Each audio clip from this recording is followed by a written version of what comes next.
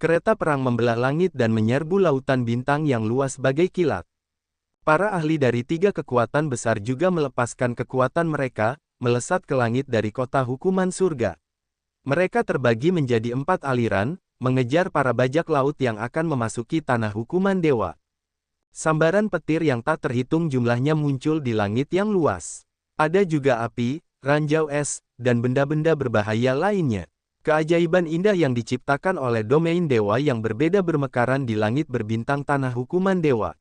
Mereka mewarnai gambar yang luar biasa namun berbahaya. Pembantai berdarah Katuo dan Kafu duduk di kereta perang hiu macan, berbaur dengan bajak laut lainnya. Mereka ditugaskan di sana oleh Fengke dan mereka menuju ke tanah terlarang di luar tanah hukuman dewa. Bendera berbagai organisasi bajak laut berkibar di langit berbintang. Kapal perang dan kereta perang bersiul dan meraung seperti binatang buas yang berlenggak-lenggok di bumi dan surga. Mereka menembakkan cahaya, api, dan asap yang membakar. Suara mendesis kereta perang yang bergerak cepat menusuk telinga mereka. Katuo dan Kafu menunggu dalam diam, melepaskan kesadaran jiwa mereka. Mereka tidak berani bersantai bahkan untuk sesaat, tetap waspada. Awas! Pupil mata Katuo mengecil. Dia berteriak dari kereta perang hiu macan, wajahnya serius. Ledakan, cahaya putih yang menyilaukan, ditembakkan dari kapal perang dan kereta perang mereka, melintasi langit seperti meteor. Sebuah kapal perang setinggi beberapa ratus meter tertembus. Beberapa prajurit alam Dewa Raja yang tidak cukup waspada hancur seperti bakso. Desis-desis. Desisan seperti sirene tidak berhenti. Lebih banyak cahaya putih yang membakar ditembakkan. Mereka tampak seperti pedang tajam berkilau, membombardir kapal perang setinggi beberapa ratus meter dan membuatnya tampak seperti sarang lebah. Banyak bajak laut tewas. Namun, mereka bukan anak buah Katuo. Di mana Fengke? Suara rendah menggelegar di tengah kereta perang dan kapal perang bajak laut. Bitian, Panglima Umum Liga Dunia Bawah, muncul dengan puluhan ahli di belakangnya. Mereka melepaskan domain dewa, aura mereka kuno dan kuat. Sementara mereka berbicara, suara air bergumam muncul dari tubuh Bitian. Dia melemparkan kedua tangannya ke udara, merobek sesuatu di kehampaan. 2 naga air yang panjangnya 1000 meter terkondensasi. Mereka menghadap langit, meraung dan menyerbu ke arah para bajak laut untuk membantai mereka. Naga air 1000 meter terkondensasi dari 10.000 ton air dengan kekuatan yang luar biasa. Bitian menggunakan jiwanya untuk mengendalikan mereka. Sementara mereka menoleh dan mengibaskan ekor mereka, mereka telah menghancurkan kapal perang lusuh itu menjadi pecahan-pecahan. Air 10.000 kati, teriak Bitian. Tetesan air menyembur dari 10 jarinya, masing-masing seberat 10.000 kati. Setetes air hitam ini seperti gunung kecil. Di bawah kekuatan Bitian, tetesan air hitam berubah menjadi manik-manik air hitam, berputar dan menembaki setiap kereta perang. Kereta perang terbuat dari logam yang dipadamkan, yang sangat kaku. Namun, ketika air 10.000 kati menyentuhnya, kereta perang itu hancur berkeping-keping dengan cepat. Beberapa bahkan meledak. Para prajurit yang tinggal di dalam kereta perang tidak dapat menahan energi yang dibawa oleh air. Mereka terdesak sampai mati. Bitian mengolah kekuatan air Upanishad. Ketika ia menerobos ke alam dewa asli, ia mengalami pertemuan yang luar biasa, yang memberinya kemampuan untuk memadatkan energinya dan menciptakan hubungan dengan semacam sumber air di area bintang yang sangat besar. Ia menggunakan air ini untuk menciptakan air 10.000 kati. Air 10.000 kati diciptakan oleh kekuatannya Upanishad dan energinya. Tampaknya air hitam ini adalah mediator untuk membimbing beberapa materi ajaib dari air. Materi ini begitu berat dan kokoh sehingga tidak ada yang dapat merusaknya. Materi yang aneh namun kuat seperti itu adalah fitur luar biasa dari air Bitian. Setiap tetes air 10.000 kati sangat kecil. Namun, beratnya seperti gunung. Karena dia dapat menggunakan jiwa dewa untuk mengendalikannya, tetesan air menjadi senjata yang menakutkan, membantunya membombardir musuh-musuhnya hingga mati. Di bawah kekuatannya, manik-manik hitam 10.000 kati bergerak maju mundur di langit berbintang, menerobos masuk ke kapal perang dan kereta perang. Kendaraan-kendaraan itu tidak dapat menahan tetesan itu bahkan sedetik pun. Semuanya meledak. Birou, Alert, dan para prajurit di bawah komando Bitian berkumpul dan mulai menyerang. Para perompak panik dalam kekacauan. Tak lama kemudian, mereka telah membunuh puluhan perompak. Sangat kuat. Ini adalah kekuatan di langit kedua alam dewa asli. Kafue tiba-tiba berubah warna. Kita tidak memiliki kekuatan untuk melakukan serangan balik. Dage, apa yang harus kita lakukan? Sembunyi. Kita hanya perlu bersembunyi di tanah terlarang. Setelah itu, kita bisa melarikan diri dari situasi berbahaya ini. Wajah Katuo tampak garang. Pembuluh darah hijau menggelembung di bawah kulitnya seperti cacing. Meskipun dia tidak menyadarinya, matanya telah berubah menjadi merah tua. Alam Bitian jauh lebih dalam dan halus daripada miliknya. Dia juga telah memahami beberapa kekuatan air yang luar biasa. Katuo tidak berpikir bahwa dia dapat menggunakan kekuatannya untuk melawan air 10.000 kati. Jika dia tidak dapat menandingi lawannya, dia hanya bisa melarikan diri. Memanfaatkan kesempatan ketika situasi sedang kacau, Katuo dan Kafue bersiul, memberi isyarat kepada tim mereka untuk bergegas masuk ke tanah terlarang. Tatapan mata Bitian penuh dengan penghinaan. Dia tidak menangkap bajak laut itu saat dia bergerak maju mundur di antara pecahan kereta perang dan kapal perang bajak laut itu seolah-olah dia sedang berjalan-jalan di taman yang kosong. Dia bergerak cepat seperti ikan di air, membuat orang merasa bahwa dia sedang berenang di laut, menjaga keselarasan yang mendalam dengan kekuatan air Upanishadnya. Sama seperti ikan yang berkeliaran di laut, Bitian terkadang mengulurkan tangannya dan menembakkan aliran air dari ujung jarinya, meniup kereta perang yang menghalangi jalannya. Tidak ada yang memiliki kekuatan untuk melawannya di sepanjang jalan. Bahkan ketika 10 prajurit alam Dewa Raja bergandengan tangan, mereka tidak dapat melawannya. Dia membunuh mereka dengan mudah. Namun, kereta perang Hiu Macan, yang tidak dianggap berkualitas tinggi, seringkali menjadi ikan yang lolos dari jaring. Bitian tidak menyerang mereka. Kereta perang Hiu Macan hanya berjarak 10 meter darinya, tetapi Bitian mengabaikannya begitu saja. Tak satu pun kereta perang dan kapal perang yang diledakkan Bitian memiliki bendera pembantai berdarah Katuo. Sepertinya dia ingin membiarkan mereka selamat. Birou dan Alert mengikuti Bitian. Mereka menyerang para perompak yang bisa mereka lihat. Namun, mereka menghindari kereta perang Hiu Macan. Tak seorang pun tahu apakah ini disengaja atau tidak. Selama mereka menjadi perompak di bawah komando Katuo, mereka bisa melarikan diri dengan mudah. Dage, sepertinya kita semua baik-baik saja. Apa kau kenal Bitian? Kafue menuangkan lebih banyak energi ke dalam kereta perang, mengubah arah keretanya dan bertanya dengan heran. Katuo tidak tahu kepala atau ekor, menggelengkan kepalanya. Tidak, bagaimana aku bisa berteman dengan karakter seperti Bitian? Lagi pula, kita adalah musuh dari 3 kekuatan besar. Bitian tidak menunjukkan belas kasihan dalam memperlakukanku karena aku seorang perompak.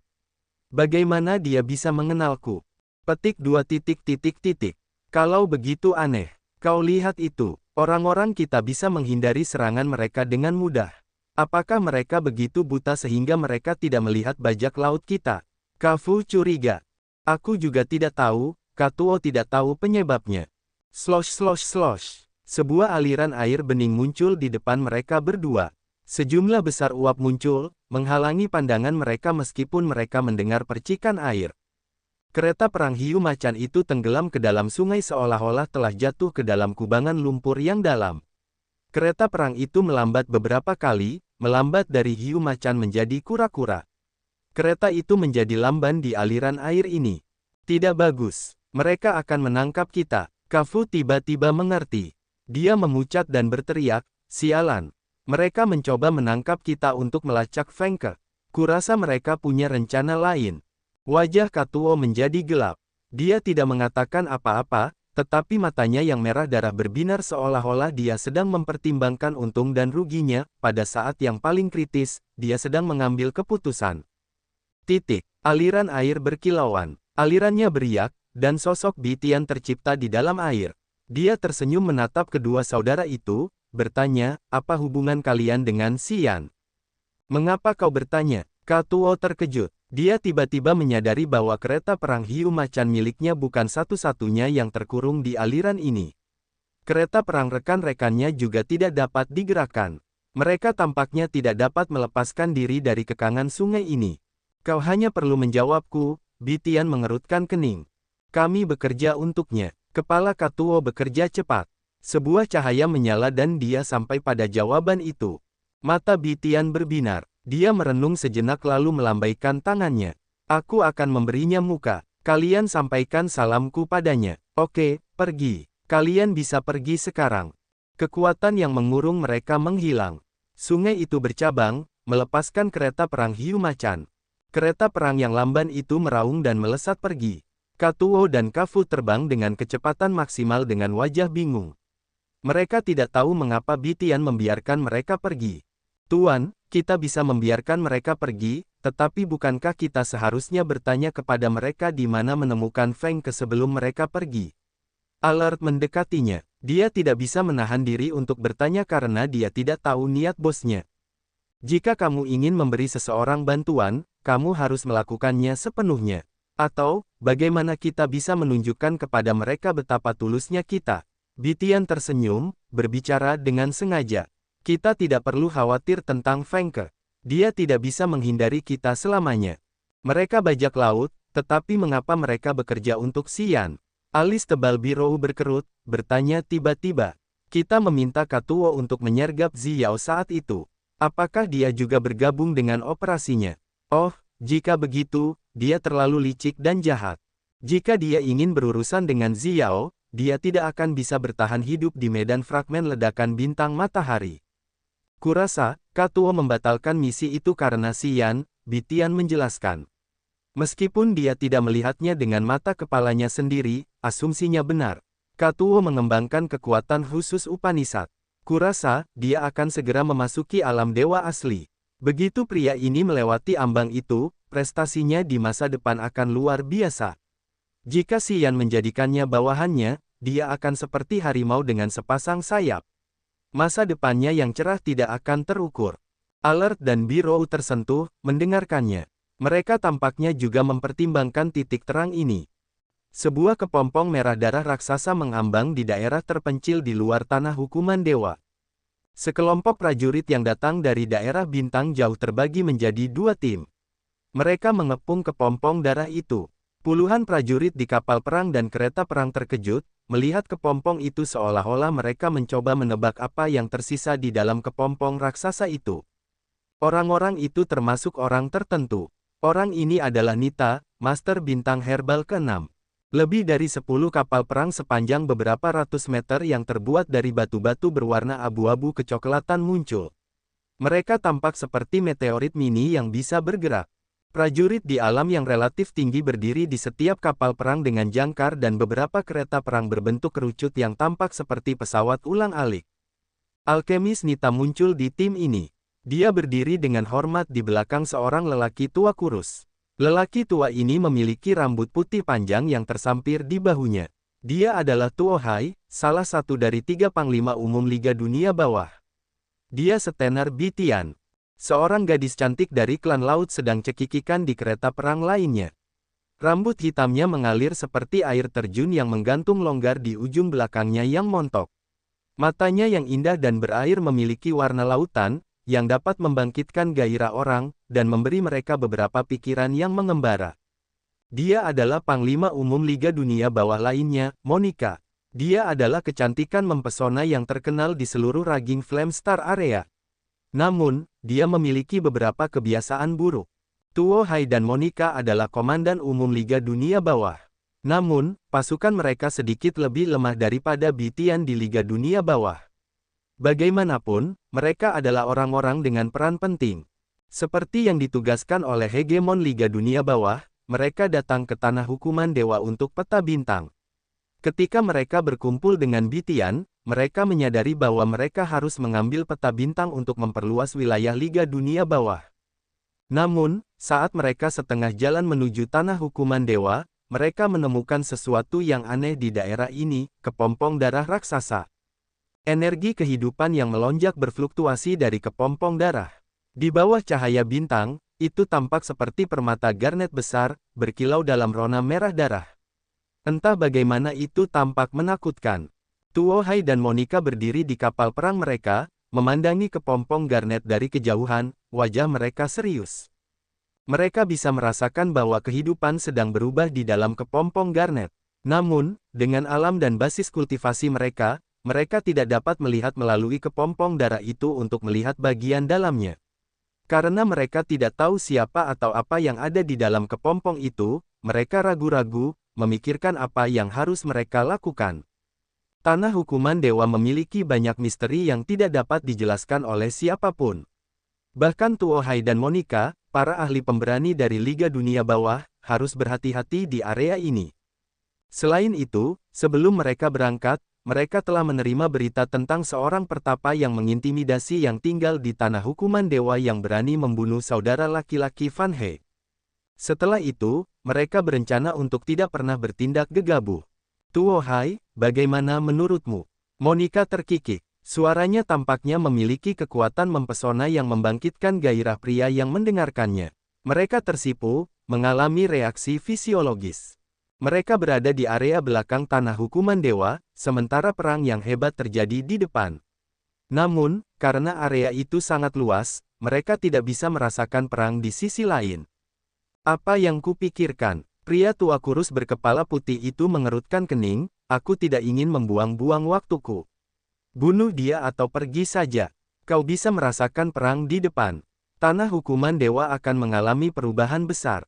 Apakah kau ingin tinggal di sini dan menunggunya keluar dari tempat itu? Kau kakak laki-laki, aku mendengarkanmu. Kami akan melakukan apa yang diperintahkan. Alis tipis Monica mengejang. Dia tersenyum dengan penuh gairah di matanya seolah-olah dia bersikap manja terhadap kekasihnya. Prajurit dari berbagai ras di lebih dari 10 kapal perang menjadi terangsang, menatapnya seolah-olah mereka benci karena tidak bisa menelannya sekaligus. Setiap kali dia mengerutkan kening atau tersenyum, dia melepaskan pesona tak berujung yang membuatnya tampak seperti buah persik yang matang dan lezat. Dia sangat menarik bagi pria. Terlebih lagi, dia tampaknya pandai merayu pria. Setiap kata-katanya begitu menggoda sehingga membuat orang-orang gila. Kamu seharusnya tidak menggunakan postur itu. Tuo Hai mendengus, aku tidak ingin membuang-buang waktu. Kirim seseorang ke sana untuk menghancurkan benda sialan itu. Mari kita lihat apa yang ada di depan. Dia memerintahkan seorang prajurit langit kedua dari alam Dewa Raja di belakangnya untuk menyerbu ke daerah itu menggunakan lengan yang tidak memiliki daging atau darah. Sebaliknya, hanya ada tulang transparan yang menebas kepompong darah itu. Sizzle sizzle sizzle, suara-suara aneh muncul di kehampaan. Cahaya putih menyala, lengannya yang seperti pedang mengirimkan pukulan energi yang tajam. Ledakan, lengan pedang itu menebas kepompong darah, melepaskan lingkaran darah. Kepompong itu terguncang. Prajurit langit kedua dari alam Dewa Raja itu terasa seperti palu yang dipukul di dadanya. Serangan balik dari kepompong darah itu membuatnya mundur. Saat dia masih terbang di kehampaan, dadanya terbuka saat tulang-tulangnya meledak. Aura pembunuh yang haus darah melesat keluar dari kepompong darah itu bersamaan dengan fluktuasi energi yang menakutkan. Itu adalah jumlah kekuatan yang sama dengan ahli langit pertama alam dewa asli. Tuo Hai dan Monica bingung, mengerutkan kening. Sepertinya dia adalah seorang pejuang yang tangguh. Monica tersenyum menawan, bertepuk tangan. Aku menyukainya, menarik. Tanah hukuman dewa memang sangat menarik. Hanya seorang pejuang yang kita temui secara acak di jalan memiliki kekuatan seperti itu. Kurasa di sini, ada lebih banyak kesenangan daripada di tempat yang seharusnya kita kunjungi. Wajah Tuo Hai gelap dan suram. Dia tampak seperti takut akan sesuatu. Apa kabar? Dia menatap prajurit yang baru saja kembali. Panglima Jenderal, orang itu kuat dan jahat. Aku bukan lawannya. Pria itu menundukkan kepalanya, tersenyum malu. Kirim satu lagi, Tuo Hai mengangguk, memberi perintah lagi. Seorang ahli alam Dewa Raja Langit ketiga dari klan iblis yang mengolah kekuatan logam Upanishad melesat keluar. Cahaya emas seperti pita melesat keluar dari kedua telapak tangannya. Kekuatan logam itu menghantam kepompong merah itu. Bang! Cahaya darah itu mengembang, langsung menekan cahaya emas itu. Ahli klan iblis itu tidak dapat menahan kekuatan itu dengan alam Dewa Raja Langit ketiganya. Ia jatuh seperti layang-layang yang talinya putus. Tuo Hai berubah warna. Monica berhenti menggoda, matanya yang indah itu serius. Bum bum bum, irama detak jantung yang kuat dapat terdengar dari kepompong darah raksasa itu. Secara bertahap, kepompong itu pecah, berubah menjadi debu merah tua dan berhamburan. Tubuh Xian yang kekar dan telanjang terlihat. Seluruh tubuhnya memiliki rona merah yang membuatnya tampak seperti udang rebus. Setiap ototnya menggigil. Ki darah terpancar dengan kekuatan ledakan yang kuat. Oh wow, pria kekar.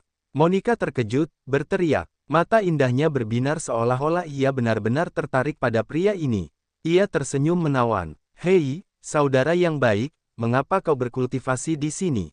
Apa kekuatanmu Upanishad? Kelihatannya aneh.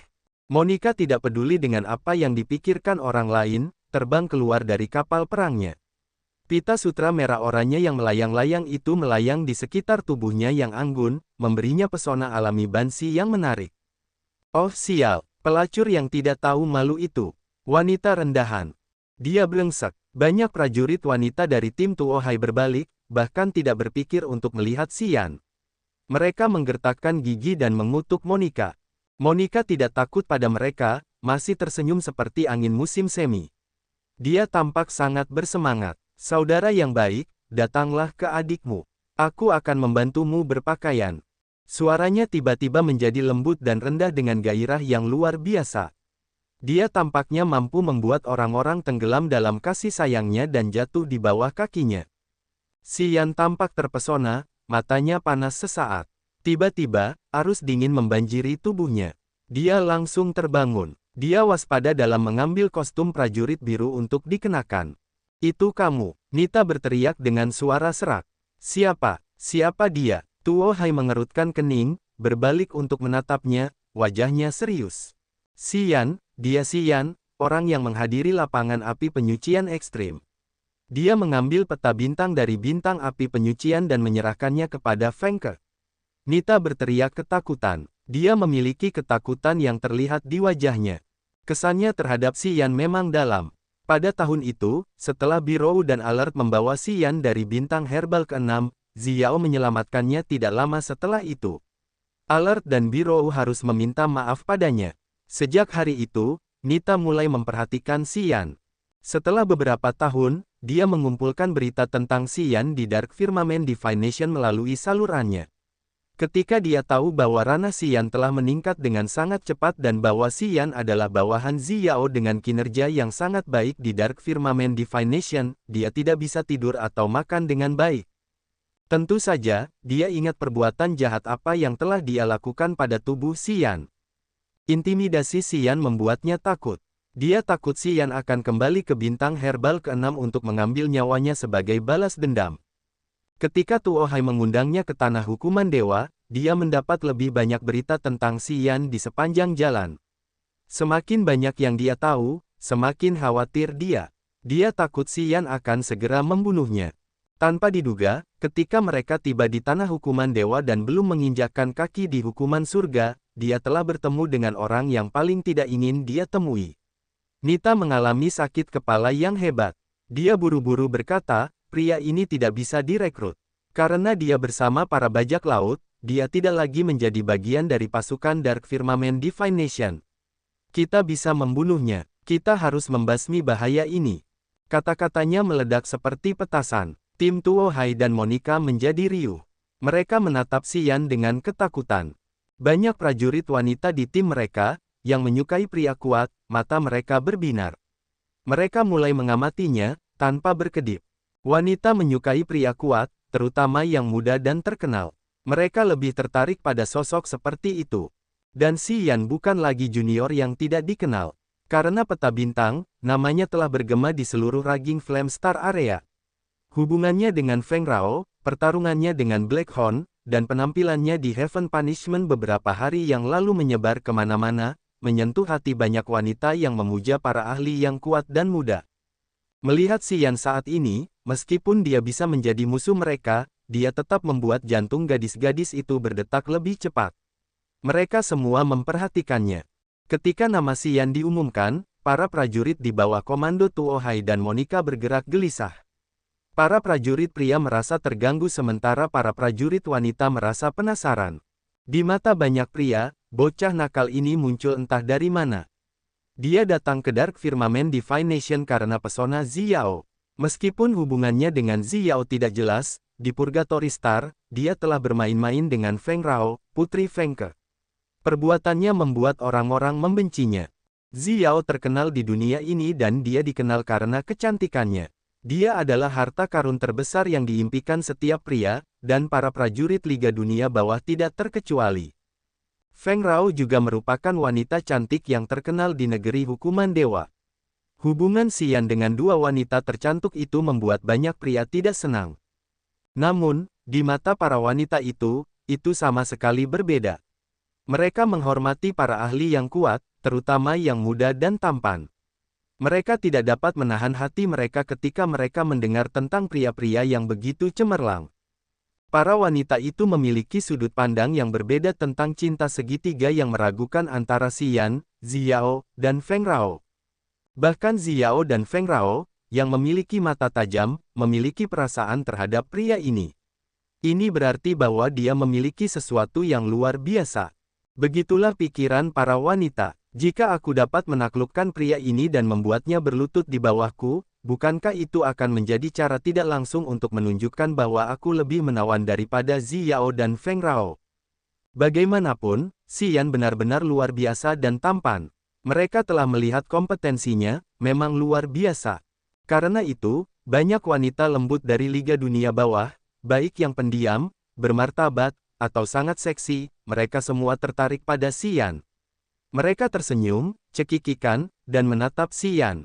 Di antara mereka, Komandan Jenderal Monica memiliki minat yang paling besar. Wanita jahat ini selalu menyukai para pemuda tampan di Raging Flame Star Area. Dia sangat antusias dengan perjalanan ini karena dia juga ingin melihat seberapa berbahayanya Xian. Sekarang setelah dia akhirnya melihatnya, dia tidak bisa menyembunyikan kegembiraannya. Kakak yang baik, kamu Xian. Bagus. Aku suka orang sepertimu. Kemarilah, kemarilah. Datanglah ke adikmu. Jika lelaki tua Tuo Hai itu ingin berurusan denganmu, aku tidak akan membiarkannya melakukan itu. Monica tersenyum menawan. Dia lupa apa yang baru saja dia katakan, menunjukkan bahwa dia ingin tetap berada di sisi yang berlawanan dengan Tuo Hai. Dia memang tidak bisa dijelaskan. Wanita ini lebih terkenal karena mentalitasnya daripada kecantikannya. Ketika dia melihat mangsanya yang maskulin, dia menjadi aneh dan tidak masuk akal. Terkadang, dia bahkan akan menghancurkan bisnis besar mereka. Sebelum Tuo Hai datang ke tanah hukuman dewa, kekhawatiran terbesarnya adalah mentalitasnya dan perilakunya yang aneh. Dia tidak mengira bahwa dia akan meledak secepat itu. Dia meringis dan berteriak, "Jangan lupakan tujuan kita." Tidak. Peta bintang, kan? Ini tidak akan bertentangan. Adik kecil kita yang baik ini tahu bahwa peta bintang ada di tangan Fengke. Dia akan membantu kita. Tangan putih Monica melambai ke arah Xian. Dia tersenyum, meminta Xian untuk mendekat. Wajah Xian dingin. Dia menatapnya tetapi dia tidak bergerak. Dia menatap Nita dari kejauhan. Alkemis dari bintang herbal ke-6 ini telah menanam pelet di dalam tubuhnya, menjadikannya kuali tubuh manusia. Dia adalah orang yang kejam. Tentu saja, Xian tidak akan melupakan dendam ini. Melihatnya hari ini, dia punya pikiran. Melihat bahwa Xian tidak menatap Monica dengan sikapnya yang menggoda dan malah menatap nenek tua alkemis Nita, yang lain menjadi bingung. Ah, dia punya gaya. Anak ini punya fetis khusus. Haha, dia suka tulang-tulang tua. Menarik, ini sangat menarik. Yah, perilaku Nita yang memalukan membuatku muak. Kupikir dia tidak menyukai tipe ini. Seleranya, agak berat, ya. Benar-benar berat. Petik 2 petik 2. Banyak prajurit mesum menjadi bersemangat, meneriakkan banyak komentar vulgar. Nita gemetar karena marah. Dia hampir muntah darah. Dasar bodoh. Diam. Sayang sekali. Baik wilayah maupun statusnya tidak cukup tinggi untuk membuat suaranya berdampak di sini. Orang-orang itu tidak peduli dengan kata-katanya dan malah memberikan komentar yang lebih kasar. Nita sangat marah hingga hampir mulai menyerang mereka. Xian, di sisi yang berlawanan, tidak mengubah wajahnya. Dia menatap Nita dari kejauhan, tersenyum tipis. Lama tidak bertemu. Apakah menurutmu kamu akan membalas dendam di sini? Tuan Tuo Hai telah mengundangku. Apa yang menurutmu bisa kamu lakukan? Nita menegakkan punggungnya di bawah tatapan mata dinginnya yang tajam. Dia ingin menggunakan nama Tuo Hai agar tidak membuat dirinya terlihat terlalu takut. Tangkap dia, Tuo Hai mendengus dan menatap Monica. Kau yang melakukannya, atau aku sendiri yang akan melakukannya? Anak ini harus tetap hidup. Tangkap. Tidak, tidak, tidak. Terlalu tidak sopan. Aku ingin berbicara dengan adik laki-lakiku yang baik. Kurasa dia telah terpengaruh oleh rumor buruk. Itu sebabnya dia tidak menatapku. Biarkan aku berbicara dengannya. Dia akan menyelesaikannya. Monica terbang dengan menawan dan jujur. Mata birunya yang dalam dipenuhi dengan kasih sayang. Kekuatan magis Upanishad dipicu secara diam-diam. Slosh slosh slosh. Suara percikan air muncul. Sebuah sungai panjang yang tampak seperti pita sutra berwarna perak menyapu dari kejauhan. Bitian muncul dari sungai. Dia berteriak, "Monica, apa yang kau lakukan?" Domain niat ambigu Monica hancur ketika pria itu berteriak. Xian dipulihkan dari kondisinya yang membingungkan untuk kedua kalinya. Baru-baru ini, api dingin es telah menggunakan energi dinginnya tetapi tidak dapat membangunkannya. Domain niat magis Monica tampaknya dapat langsung menembus hati orang-orang. Xian tidak dapat mengendalikan kesadarannya. Dia hanya mendengarkan aransemennya. Ini adalah Upanishad kekuatan pikiran yang langka. Xian tiba-tiba mengerti. Dia kemudian menatap Monica dengan ketakutan di matanya. Upanishad kekuatan pikiran adalah salah satu dari Upanishad kekuatan yang tak terhitung jumlahnya di bumi dan surga. Itu adalah kekuatan yang sangat ajaib yang membutuhkan lebih dari sekadar kultivasi untuk masuk ke jalurnya. Biasanya, seorang prajurit yang dapat menjadikan Upanishad kekuatan pikiran sebagai kekuatan utamanya dan menciptakan altar jiwa memiliki bakat bawaan. Mereka dilahirkan dengan anugerah membaca pikiran. Itu mirip dengan roh bela diri. Hanya orang-orang dengan bakat berbakat seperti itu yang dapat mengolah Upanishad kekuatan pikiran dan menciptakan altar jiwa. Hanya dengan usaha mereka sendiri, sangat sulit untuk mencapai hal-hal hebat dalam mengolah Upanishad pikiran. Monica adalah individu yang berbakat dan berbakat dalam mengolah Upanishad pikiran. Setiap kata-katanya, atau bahkan kerutan atau ekspresi wajahnya, dapat memengaruhi pikiran orang dan mengendalikan mereka. Saat Xian muncul dari kepompongnya, dia telah menggunakan kekuatan pikiran Upanishad untuk mengikis keinginan Xian. Namun, dia ceroboh karena telah meremehkannya. Ketika Ice Cold Flame membantunya keluar dari keadaan terpesona, Monica memperhatikan dan dia melepaskan kekuatan pikiran Upanishad-nya. Dia berada di langit kedua alam dewa asli seperti Bitian.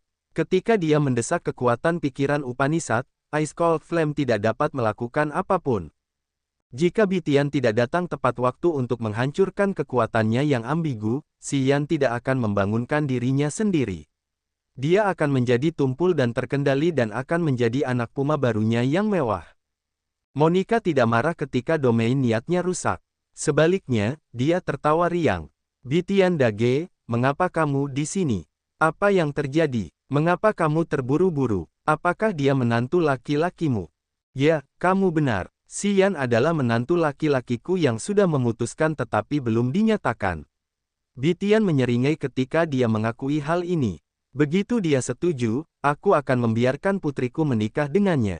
Aku tidak akan mengubah kata-kataku. Mendengarnya, semua orang tercengang.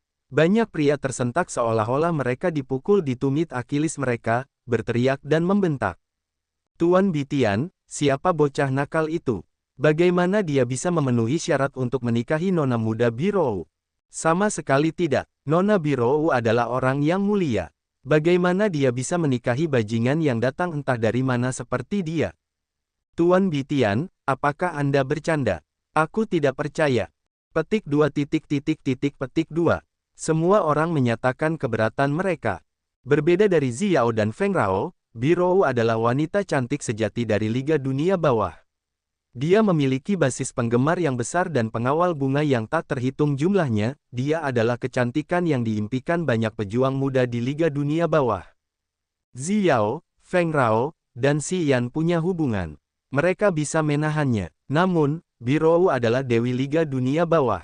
Mereka tidak bisa menerima kenyataan bahwa Birou harus menikahi Xian.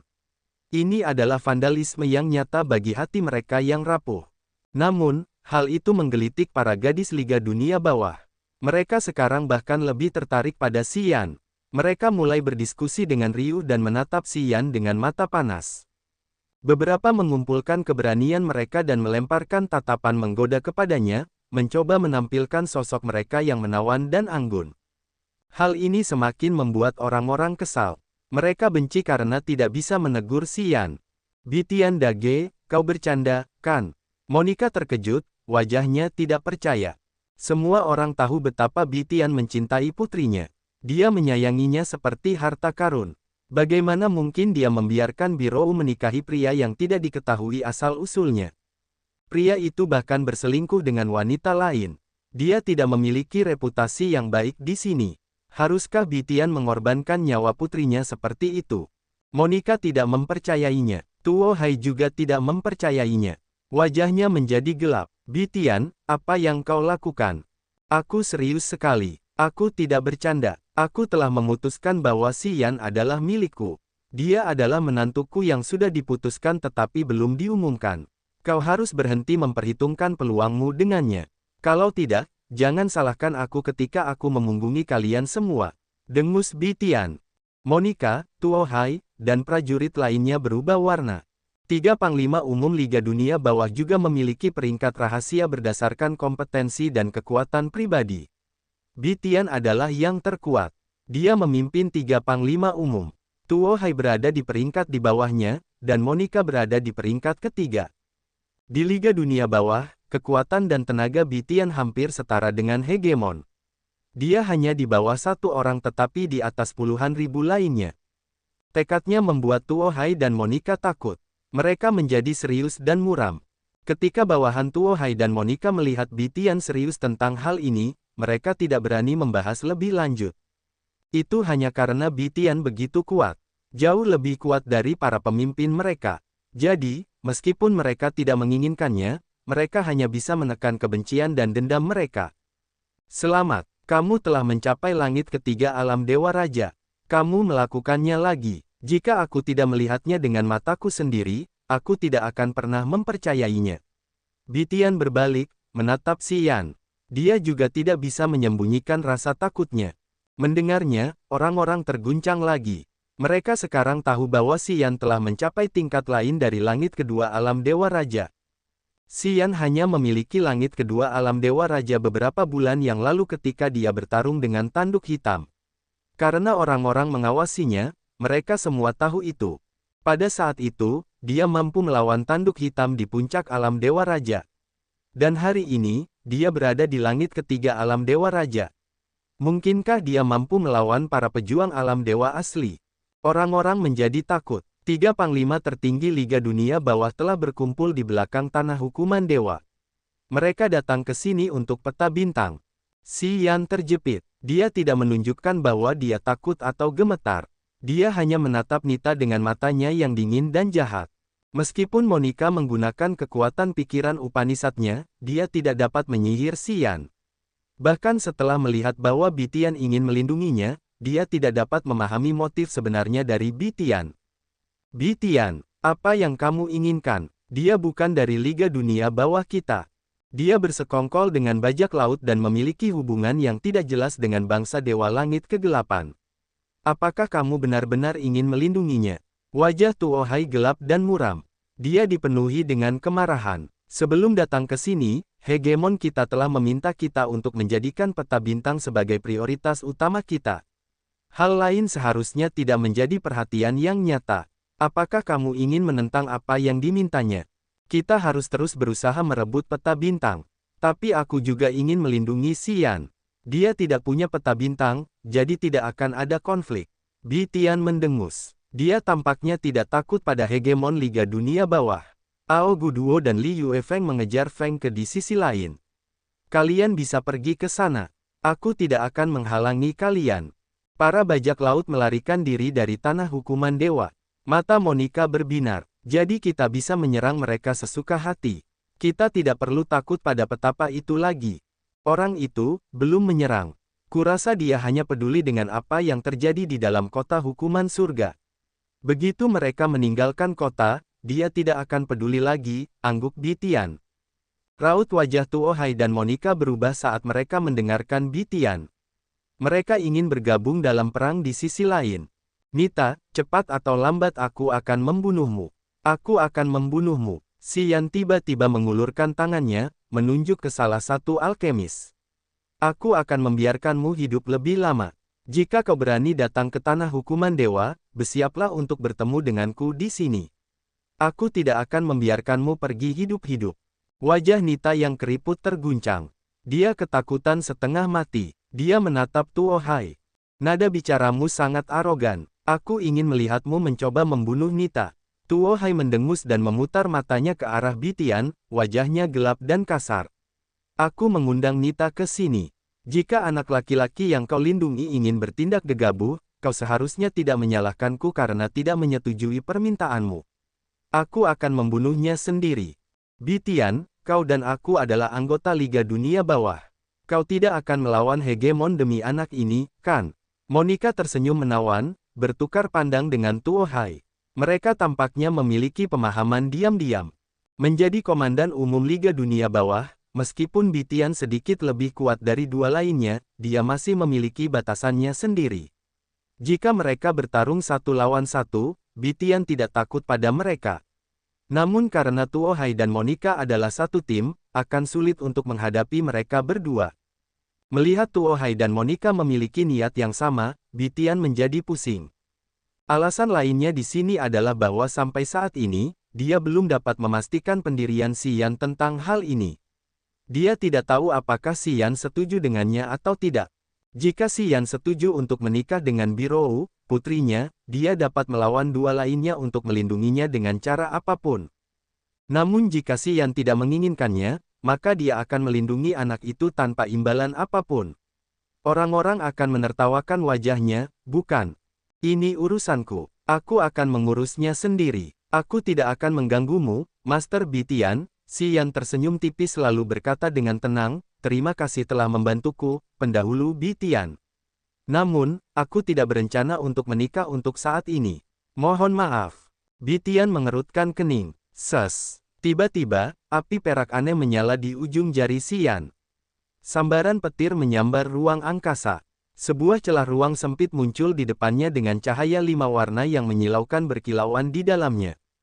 Swosh swosh swosh. Desisan yang menusuk telinga bergema di antara kerumunan. Jeritan yang mengerikan itu seperti tangisan hantu.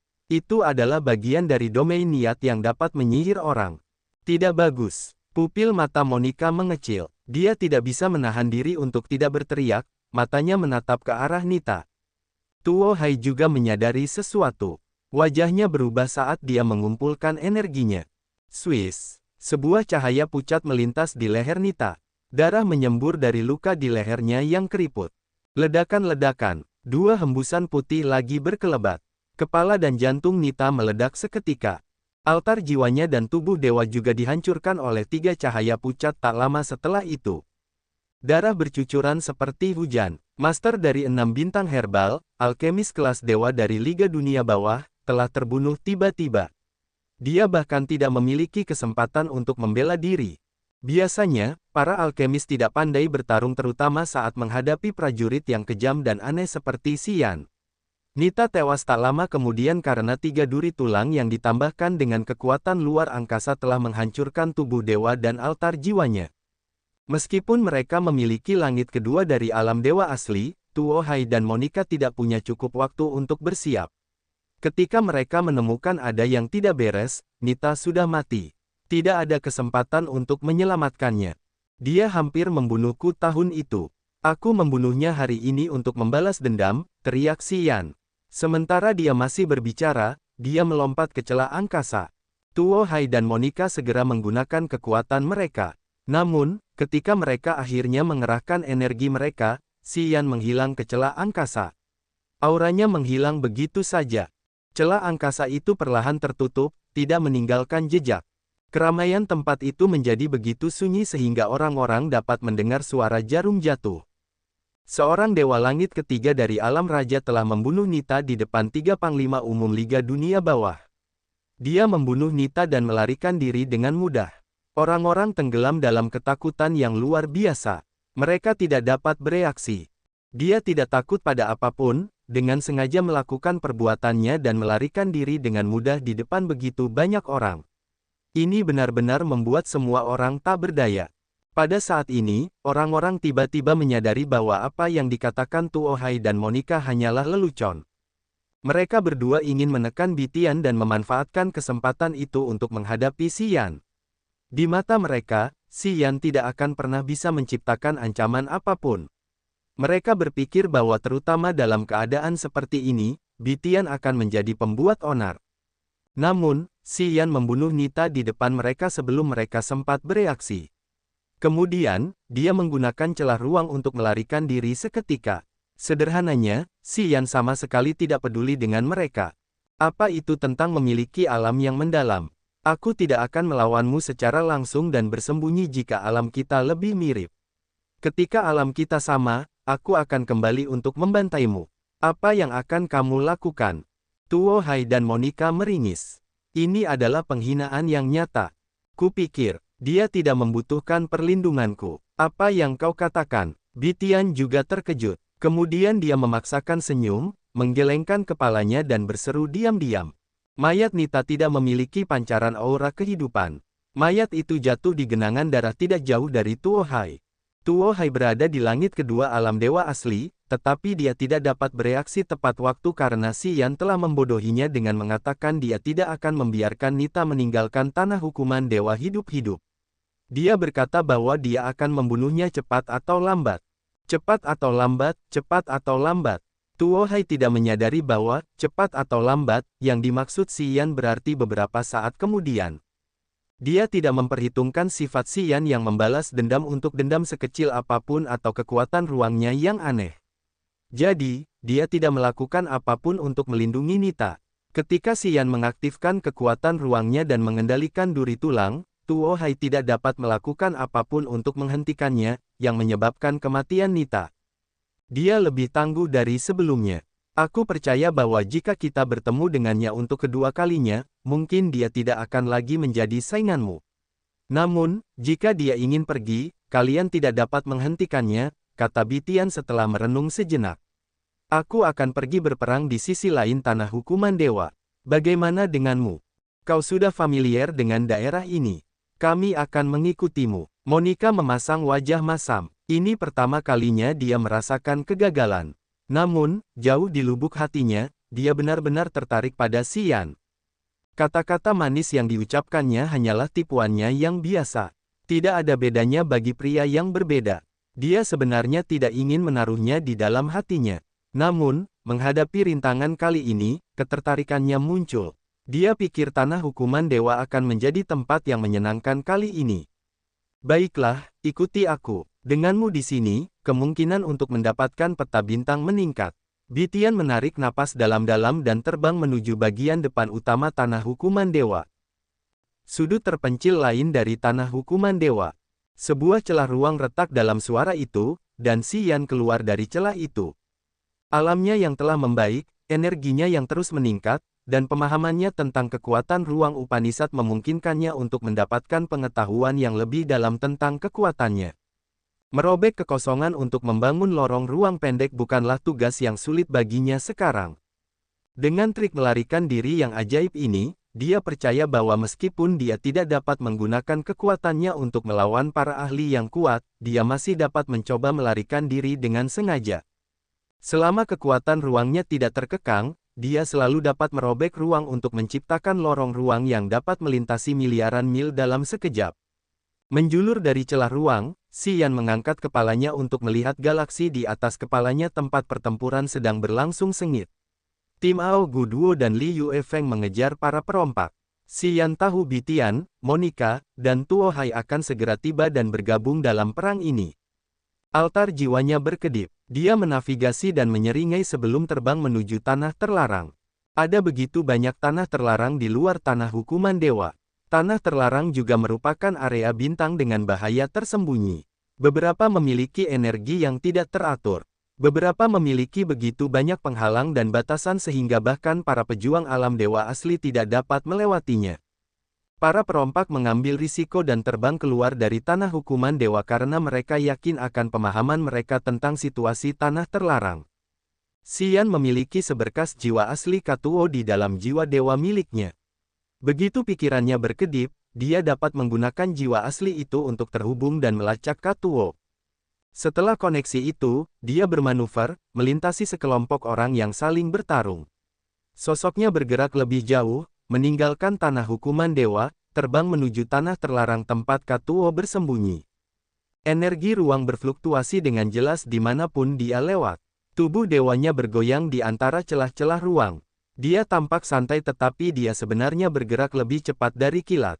Ini adalah metode bergerak unik dari para prajurit yang mengolah kekuatan ruang angkasa. Selain itu, ini diakui sebagai metode bergerak tercepat di antara kekuatan lainnya. Tidak lama kemudian, ia memasuki lapisan kabut putih tebal. Ia mempercepat langkahnya dan penglihatannya tiba-tiba menjadi cerah karena ia telah memasuki tanah terlarang Katuo. Tanah terlarang ini tampak menakjubkan. Di sana ada gunung, danau, kolam, reruntuhan istana, dan pepohonan serta dedaunan kering yang layu. Namun, semuanya mengambang di udara yang suram. Xian tidak dapat melihat matahari, bulan, atau bintang. Mungkin lapisan kabut tebal menghalanginya untuk melihatnya sama sekali. Xian melihat 3 gunung besar di area bintang di depannya. Gunung-gunung itu terpotong rata, mengambang di kehampaan.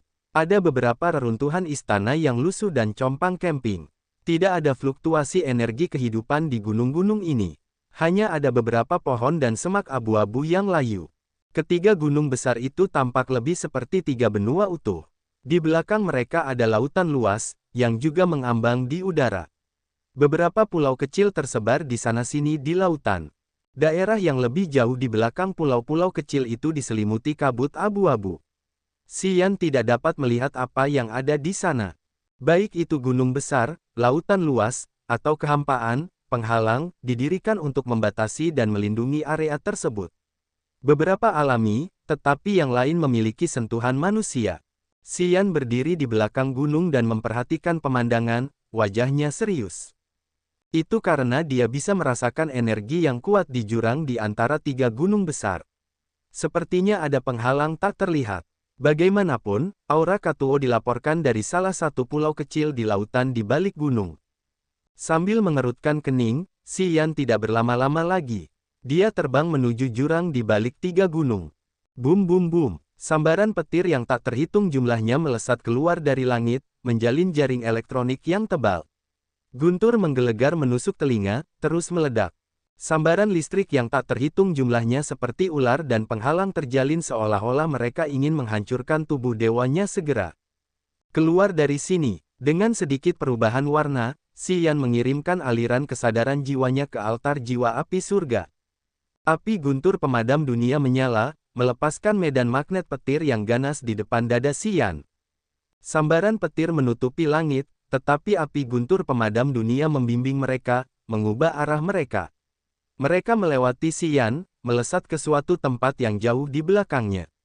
Apa yang terjadi? Xian bertanya kepada World Extinguishing Thunder Flame. Medan magnet bumi dan surga alami di sini dipengaruhi oleh domain niat dan sisa energi yang tidak diketahui. Aku tidak dapat menyerapnya. Aku hanya dapat menyimpangkannya. World Extinguishing Thunder Flame tampak terguncang. Ia melanjutkan dengan penyesalan, sayang sekali petir itu memiliki begitu banyak ampas. Kalau tidak, aku akan dapat menyerapnya.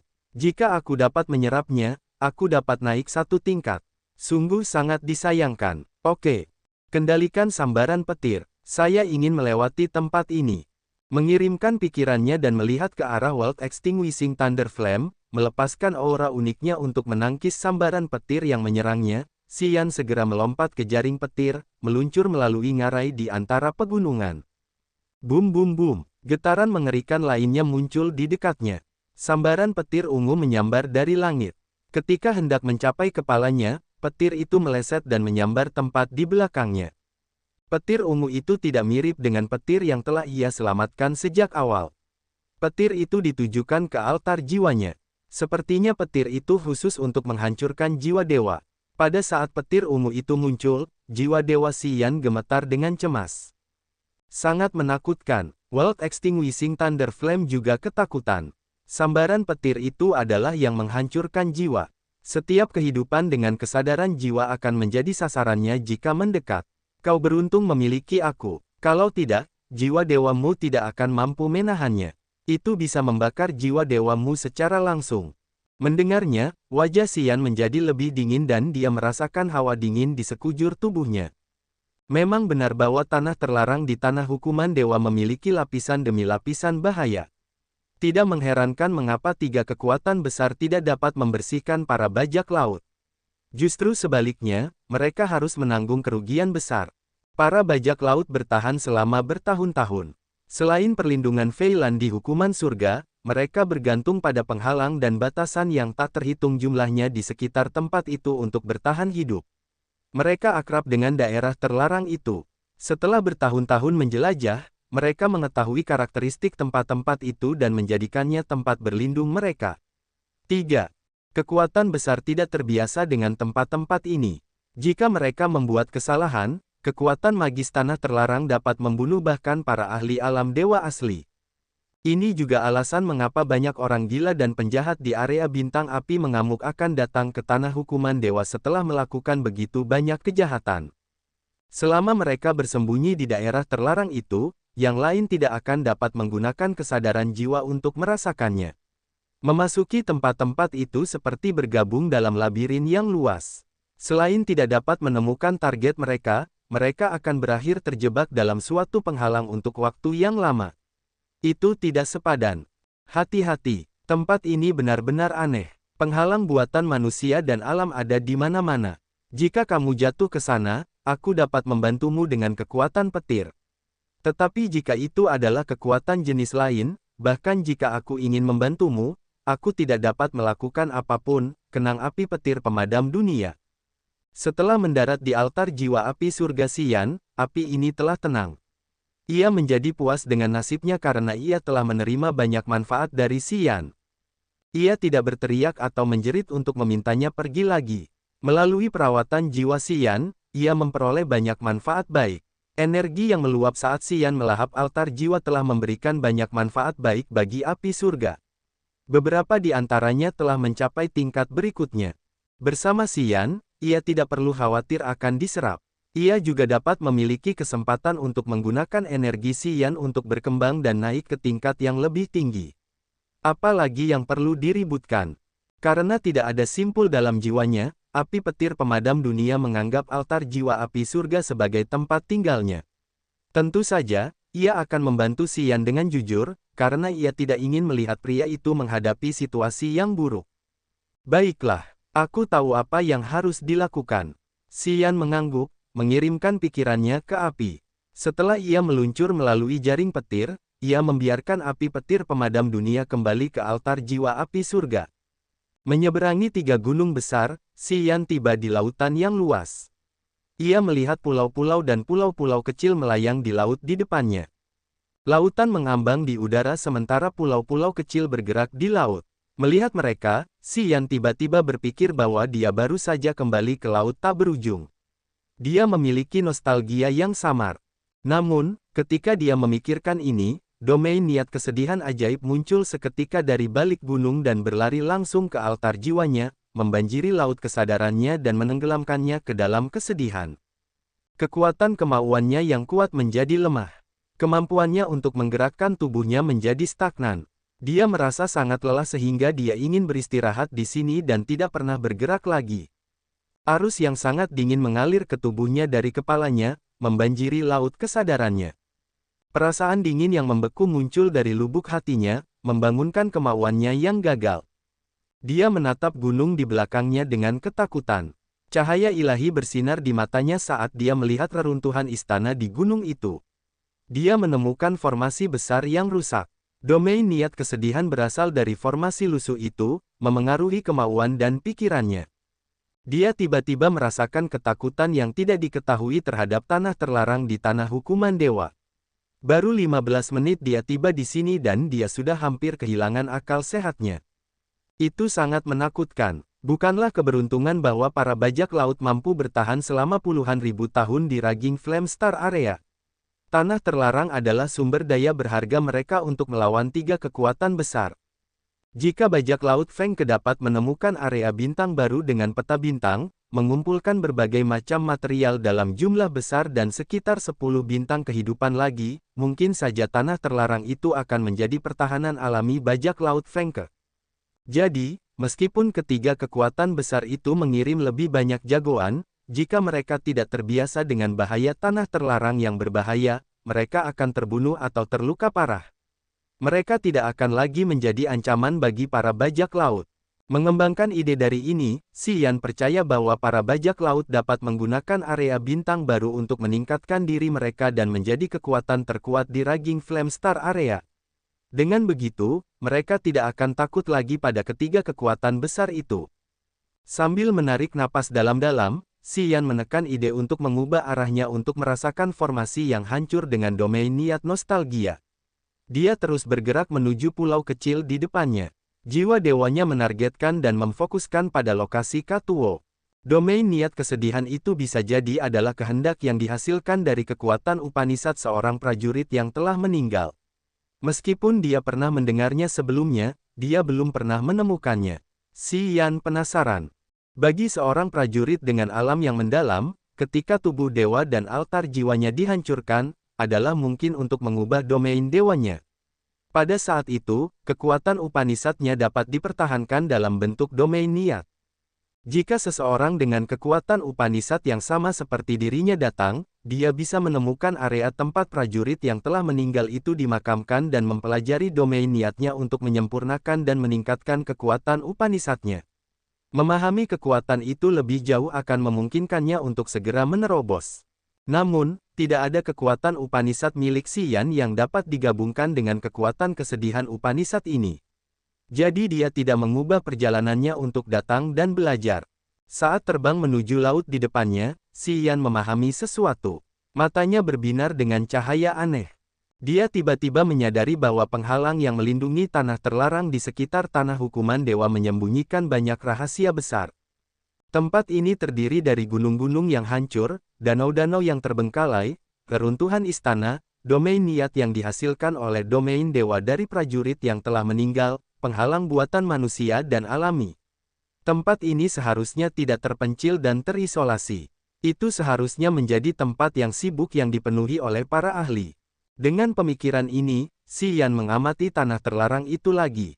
Melihat banyak hal aneh dan statusnya, dia punya jawaban untuk dirinya sendiri. Dahulu kala, gunung-gunung, danau-danau, dan reruntuhan itu seharusnya milik satu atau lebih benua. Setelah benua-benua meledak, pecahan-pecahan itu menciptakan pemandangan saat ini. Seharusnya ada banyak ahli yang dapat membangun penghalang dan pembatasan di benua-benua itu. Ketika benua-benua meledak, penghalang dan pembatasan itu juga terfragmentasi dan tersebar di langit berbintang yang luas di tanah hukuman dewa. Benua yang meledak dengan banyak gunung, danau, dan istananya dilindungi oleh penghalang dan domain niat yang diciptakan oleh domain dewa para ahli yang telah meninggal. Tingkat berapa bintang kehidupan ini sebelum meledak? Seberapa makmur dan mewahnya dulu? Berapa banyak ahli misterius yang dulu dimilikinya? Xian mengerutkan kening saat dia bertanya pada dirinya sendiri pertanyaan-pertanyaan ini. Dia kagum. Dia tiba-tiba merasa bahwa dia akan menemukan banyak hal ajaib di tanah terlarang di tanah hukuman dewa. Memasuki laut jauh lebih lancar. Xian tidak menemui musuh apapun. Ia terus terbang dengan cepat. Setelah 1 jam, ia mendarat di sebuah pulau kecil. Tanah pulau kecil ini memiliki tanah berwarna coklat tua. Pohon-pohon besar yang layu ada di mana-mana. Medannya kasar dengan banyak retakan yang dalam. Terletak di tengah pulau kecil itu adalah daerah yang relatif datar. Kereta perang hiu macan milik Katuo diparkir di sana. Xian tiba, melepaskan kesadaran jiwanya. Katuo segera merasakan kehadirannya. Senior, Katuo meninggikan suaranya dan memanggil Xian dari kereta perang hiu macan. Ada lebih dari 10 kereta perang yang diparkir di sana. Semua awaknya adalah bagian dari rombongan Katuo. Kebanyakan dari mereka adalah prajurit di alam dewa raja dan alam dewa sejati. Mereka bukanlah prajurit yang paling cakap. Lebih dari 200 prajurit di bawah komando Katuo dengan penasaran memperhatikan Xian. Mereka semua menatapnya karena mereka selalu bertanya-tanya seperti apa rupa anak ajaib yang ketenarannya telah melesat di kota hukuman surga. Katuo dan Kafu menyambutnya dengan gembira. Bagaimana kau bisa sampai di sini? Aku merasakan pergerakan kekuatanmu Upanishad, Si Yan mengarang alasan. Ia mendarat di sebelah Katuo, mengamati para prajuritnya dan tersenyum. Mereka saudara-saudaramu, kan? Katuo mengangguk, wajahnya malu. Di antara para bajak laut di sekitar tanah hukuman dewa, aku tidak terlalu kuat.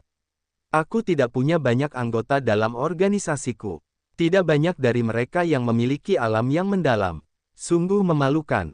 Ketika seorang pemimpin berada di bawah alam dewa asli, akan sulit untuk merekrut prajurit alam tinggi.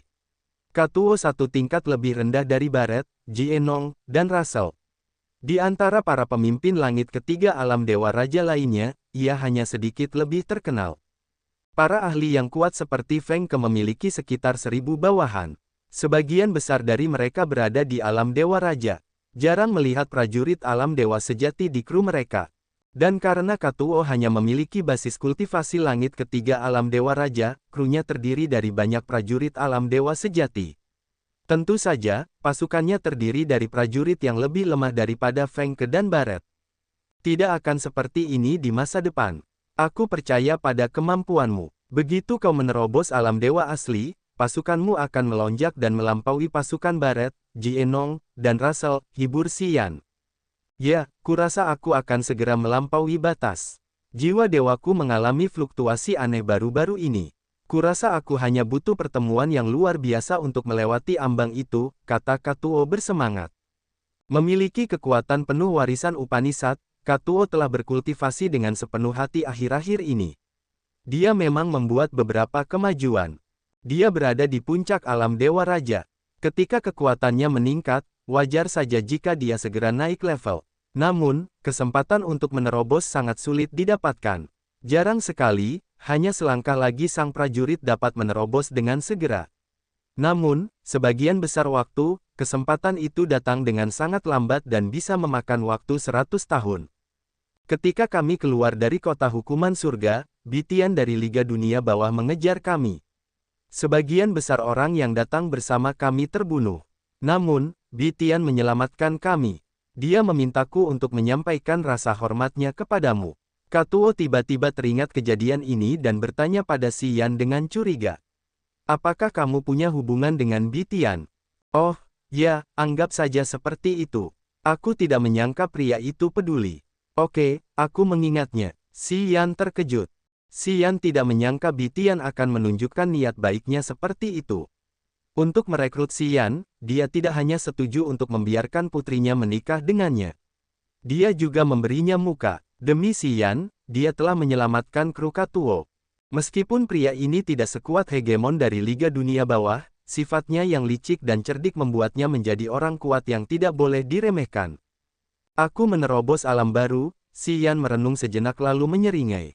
Dengan pemahamannya tentang kekuatan bintang Upanishad, dia memecahkan kepompong dan memadatkan banyak tetes darah iblis abadi. Dia hampir mengganti darahnya dengan darah iblis abadi. Memasuki langit ketiga alam dewa raja, tubuh dewanya telah disempurnakan untuk kedua kalinya dan mencapai tingkat yang tidak pernah dia bayangkan akan dicapainya. Pada saat terobosannya, dia merasakan roh bela diri abadi dan roh bela diri petrifikasi mengalami transformasi yang rumit. Dia percaya bahwa tubuhnya sangat kuat dengan kemampuan pemulihan yang luar biasa. Dia mampu menggunakan kekuatan untuk melawan ahli manapun di langit pertama alam dewa asli. Menggunakan kekuatannya untuk melepaskan 3 kekuatan Upanishad akan memungkinkan kompetensi bertarungnya melonjak ke tingkat yang tangguh. Mata Katuo dan Kafu berbinar. Menurutku, jika aku bertemu Barret dan harus mempertaruhkan nyawaku dengan melawannya, orang yang harus melarikan diri demi nyawanya bukanlah aku, kata Si Yan dengan tegas. Katuo dan Kafu sangat senang. Di mana kau akan bertemu Feng Ke? Petik 2. Tempat itu agak jauh dari sini. Itu juga tanah terlarang. Tempat itu lebih berbahaya daripada tempat ini. Orang-orang yang tidak tahu tempat itu tetapi mencoba menyusup akan kesulitan untuk keluar hidup-hidup. Para perompak kita harus membayar banyak nyawa untuk menjelajahi daerah itu. Apa yang terjadi dengan penghalang dan pembatasan di area ini? Mengapa saya merasa bahwa itu adalah pecahan benua kuno? Benarkah tanah hukuman dewa dulunya memiliki banyak bintang di sekitarnya? Mungkin bintang kehidupan. Senior, bagaimana Anda tahu itu? Sudah kuduga, meskipun gunung, danau, dan pulau itu terpisah, dulunya itu milik sebuah bintang. Ada rumor tentang itu. Seperti yang kau katakan, daerah di sekitar tanah hukuman dewa dulunya ramai. Di sana ada bintang kehidupan yang sangat besar di tingkat yang cukup tinggi. Ada ahli yang tak terkalahkan yang menjaga daerah itu. Namun, tidak diketahui mengapa itu meledak. Tanah di bintang kehidupan itu terpisah, menciptakan banyak pecahan yang melayang di sekitar tanah hukuman dewa. Banyak prajurit tewas. Banyak rahasia terkubur. Banyak daerah misterius adalah tanah luas yang mengapung di sekitar tanah hukuman dewa. Para bajak laut belum menjelajahi semuanya, jelas Katuo. Xian mendengarkannya dan mengangguk. Begitu. Kita harus pergi ke titik kumpul untuk bertemu Feng Ke. Kakak, ikut aku. Aku tahu tempat ini. Kita tidak akan berada dalam bahaya, kata Katuo sambil tersenyum. Baiklah. Kemudian, Xian, Katuo, dan Kafu duduk di kereta perang yang sama. Mereka bergerak cepat, menyeberangi lautan luas dan meluncur di atas banyak pulau kecil. Setelah beberapa saat, mereka memasuki daerah berkabut tebal dengan angin menderu kencang yang menyiratkan beberapa bahaya tak terlihat. Katuo tahu betul tempat ini. Kereta perang hiu macan miliknya bermanuver berputar-putar, tidak bergerak ke arah yang lurus. Kereta perang itu tampak seperti menghindari semua bahaya tersembunyi. Mereka telah menyeberangi daerah berkabut dengan selamat. Mereka sekarang memasuki daerah terlarang lainnya. Di daerah ini, Xian tidak dapat berbuat apapun untuk membantu mereka. Dia juga malas berusaha sehingga dia membiarkan Katuo mengatur semuanya. Setelah 5 hari terbang, mereka telah melintasi banyak daerah berbahaya dengan penghalang dan larangan tebal untuk mendarat di daerah terlarang lainnya tempat mereka berencana bertemu dengan Feng Ke. Itu adalah pegunungan terapung yang diselimuti oleh badai petir yang dahsyat. Energi alam semacam ini berpotensi membunuh semua yang melewatinya. Ketika tim Xian tiba, mereka melihat banyak kapal perang dan kereta perang berlabuh di dalam pegunungan. Mereka melihat bendera bajak laut Russell dan Barret bersama dengan beberapa pasukan yang lebih kecil. Namun, mereka tidak tahu mengapa Feng Ke dan Jienong belum ada di sana. Kereta perang hiu macan menemukan tempat parkir mereka. Tidak lama kemudian, Xian melihat Barret, Russell, dan Jester sang alkemis. Ketiga ahli alam dewa asli ini sedang mendiskusikan sesuatu. Melihatnya, mereka mengerutkan kening dan mendekat. Barret memasang ekspresi gelap. Melihat Xian, amarahnya langsung naik. Dia berteriak, "Nak, mengapa kamu di sini? Apakah kamu seorang bajak laut? Hak apa yang kamu miliki untuk datang ke sini?" Tanduk hitam dan beberapa langit ketiga lainnya dari alam dewa raja tiba. Mereka dilengkapi dengan baju besi berat. Niat membunuh muncul saat mereka menyeringai jahat. Xian tampak dingin dan tenang, menatap tim Barret. Ia berkata dengan aneh, "Aku membawa peta bintang ke kota hukuman surga. Jika kita berbicara tentang hak apa yang kumiliki, siapa yang dapat menilai dengan tepat selain aku yang tidak dapat bergabung dalam ekspedisi ini? Haha, tanpa peta bintangku, kalian bahkan tidak akan memiliki kesempatan untuk berada di posisi ini." Barret mendengus. "Nak, ada seseorang di kota hukuman surga yang menjagamu. Di tempat ini, mari kita lihat siapa yang berani menghentikanku untuk membunuhmu." "Kau ingin membunuhku?" Xian tertawa gila. Barret, karena kau tidak dapat membunuhku di kota hukuman surga terakhir kali, kau tidak akan pernah memiliki kesempatan itu selama sisa hidupmu. Aku di sini. Mari kita lihat siapa yang akan mati lebih dulu." Begitu ia selesai, aura haus darah dan kejam melesat keluar dari belakang kepalanya. Ia menggunakan Upanishad mati untuk memperluas domain dewa. Suasana hati yang negatif menyerbu seperti tangisan dan ratapan hantu. Emosi kekejaman, keputusasaan, kegilaan, dan kebencian menyembur keluar seolah-olah mereka ingin menghancurkan keinginan bertarung semua orang. Di dalam God Domain, wajah Xian masih dingin dan tenang. Matanya berbinar brutal saat dia berkata, "Barret, cobalah kalahkan aku." Langit ketiga dari King God Realm. Russell dan Jester berseru serempak. "Hei, Barret, kau harus berhenti sekarang. Bukannya aku tidak menghargai usahamu. Aku hanya tidak berpikir bahwa kau bisa membunuhnya." Russell tercengang sejenak. Dia tersenyum paksa, mencoba menasihati Barret, "Jangan mengacau. Tidak ada gunanya jika kalian berdua terluka. Kalian hanya memperebutkan seorang wanita." Jangan pertaruhkan nyawa kalian. Lagi pula, Feng Rao telah memberikan keputusannya. Kau kalah dalam permainan. Lupakan saja, kau tidak bisa membunuhnya. Jester juga menghentikannya. Tepat saat Xian melepaskan kekuatannya, Katuo, Kafu, dan anak buah mereka mendekat dan berjaga-jaga terhadap para ahli dari kru Baret. Lebih banyak bajak laut dari organisasi lain berkumpul dan menasihati Baret untuk tidak mengambil tindakan. Apakah kau pikir kau dapat melawanku di alam dewa asli hanya karena kau mendapatkan langit ketiga dari alam dewa raja? Baret pemarah. Api keluar dari tubuhnya, mengambang di udara. Lautan api terbentuk di belakangnya saat ia berjalan menuju Xian. Itu bukan hanya melawan, Xian menatapnya dengan serius, menggelengkan kepalanya. Aku bisa menghancurkanmu. Semua orang berubah warna. Baret menghentikan langkahnya. Tepat pada saat ini, Xian tiba-tiba menyerbu. Ia mengambil tindakan terlebih dahulu. Tangannya merobek kekosongan, dan pita cahaya bintang mekar keluar. Itu menciptakan pedang besar dan agung dengan bintang-bintang yang bergerak di bilahnya yang menyembunyikan misteri langit yang tak terbatas. Hiss! Pada saat cahaya bintang besar terbentuk, suara mendesis yang menusuk telinga juga muncul. Gelombang kejut menghantam gendang telinga orang-orang, tetapi mereka tidak tahu lokasi ketiga duri tulang itu. Langit berbintang yang megah menyembunyikan misteri bintang-bintang yang bergerak di pedang cahaya bintang itu. Titik-titik bintang berkelap-kelip dengan menyilaukan. Sizzle-sizzle, pedang cahaya bintang raksasa itu menaburkan cahaya bintang di mana-mana di langit. Sepertinya pedang itu membawa seluruh galaksi di dalamnya. Bintang-bintang yang tak terhitung jumlahnya bergerak, menciptakan lautan bintang yang menyilaukan yang menyelimuti Baret. Rantai terbang keluar dari jari-jari Xian. Mereka tampak seperti terbuat dari bintang-bintang dengan kekuatan penahan yang luar biasa dari Star Intent Domain. Suara kisi-kisi dari 3 bonton terus merobek angin. Mereka menggambar 3 celah ruang yang tidak bisa dilihat oleh mata telanjang. Celah-celah ini mengelilingi Baret. Cahaya bintang keluar dari pupil Xian. Dia tampak menjadi bintang yang tidak bisa dihancurkan yang tidak bisa dipatahkan di luar angkasa. Tekad dan energi yang pantang menyerah dari kerajaannya dipancarkan.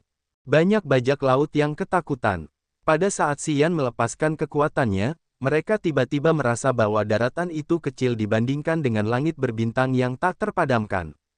Tidak ada yang berani ikut campur. Para prajurit alam dewa asli seperti Russell dan Jester mundur secara naluriah.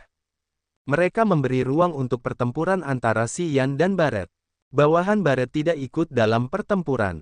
Mereka tampaknya tahu bahwa Xian bukanlah seseorang yang bisa mereka ganggu sekarang. Blackhorn juga melihat orang-orangnya, memberi isyarat kepada mereka untuk mundur dan memperingatkan mereka untuk tidak bertindak gegabah. Di pihak Katuo, melihat Blackhorn memberi isyarat kepada bajak lautnya, mereka juga mundur. Mereka meninggalkan sekitar 100 mu tanah sebagai arena pertarungan Xian dan Baret. Ledakan-ledakan-ledakan, tubuh Dewa Baret menggemakan ledakan. Dia membesar dan memerah. Asap dan api oranye merah mengepul dari pori-porinya, menciptakan lautan api. Altar jiwa Baret berputar. Kekuatannya Upanishad menciptakan domain dewa. Kesadaran jiwanya melekat pada setiap gugusan api. Gugusan-gugusan itu menjadi kloningan kekuatannya Upanishad, yang membawa esensi api. Gugusan-gugusan itu terus-menerus mengembun di lautan api, menciptakan ratusan bola api raksasa. Bola-bola api itu bergerak dengan sangat panas, mengeringkan tanah di daratan dan bahkan membakarnya. Pohon-pohon tua yang kering terbakar yang membuat api semakin hebat. Bakar, teriak Baret dengan gila. Bola-bola api besar melesat ke langit. Bola-bola api itu telah mengembun hingga ke puncaknya. Orang-orang bisa melihat sekilas wajah Baret di bola-bola api itu. Api itu membakar dan meleleh seperti cairan terbakar yang mengerikan. Cahaya bintang raksasa itu menebas langit, jatuh ke lautan api. Itu tampak seperti meteor yang jatuh ke kolam magma. Titik-titik bintang dikirim kembali ke langit bersama dengan percikan api yang menyala. Dua kekuatan yang berbeda bergerak cepat dan bertabrakan. Energi melawan energi, memenuhi wilayah Dewa Api Baret dengan cahaya bintang. Bola api raksasa berputar cepat, membuat api itu menyilaukan seperti matahari. 3 retakan ruang melintasi langit seperti pita. Mereka bergerak maju mundur di udara seperti pedang cahaya yang dapat memotong segalanya. Lautan api yang diciptakan oleh wilayah Dewa Baret dipotong menjadi 3 bagian berbeda oleh 3 duri tulang.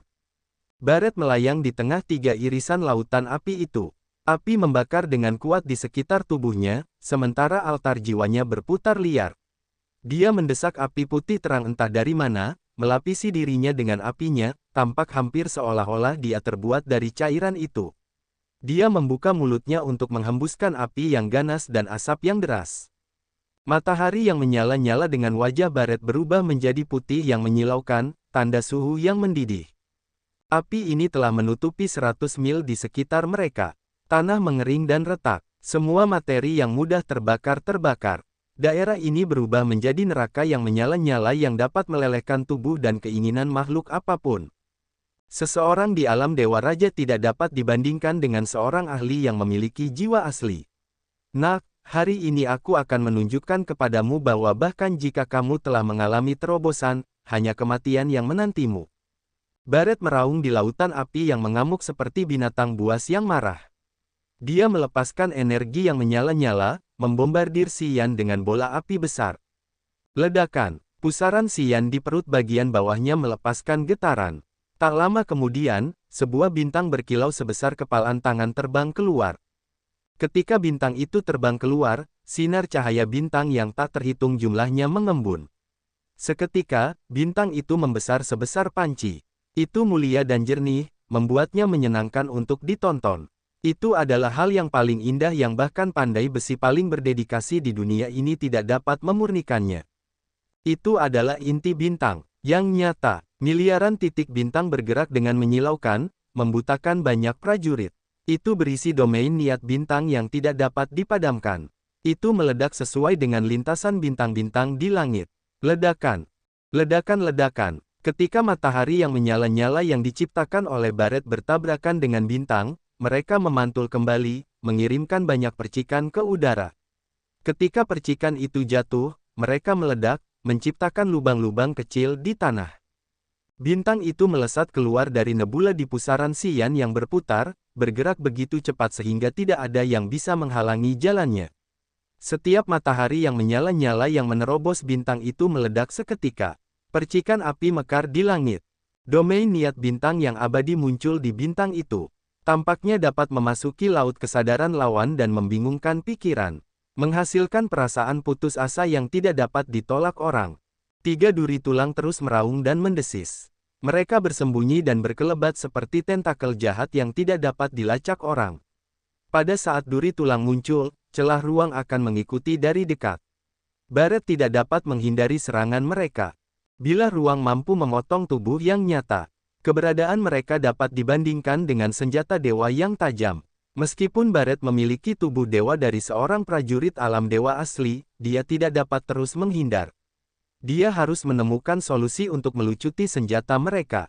Jika alam Xian tidak lebih rendah dari Baret, maka dia tidak akan dapat menggunakan jiwa dewanya untuk mengunci altar jiwa Baret. Baret akan ditempatkan dalam situasi yang lebih buruk. 3 duri tulang akan mengejarnya seperti bayangannya, membuatnya tidak dapat melakukan serangan balik.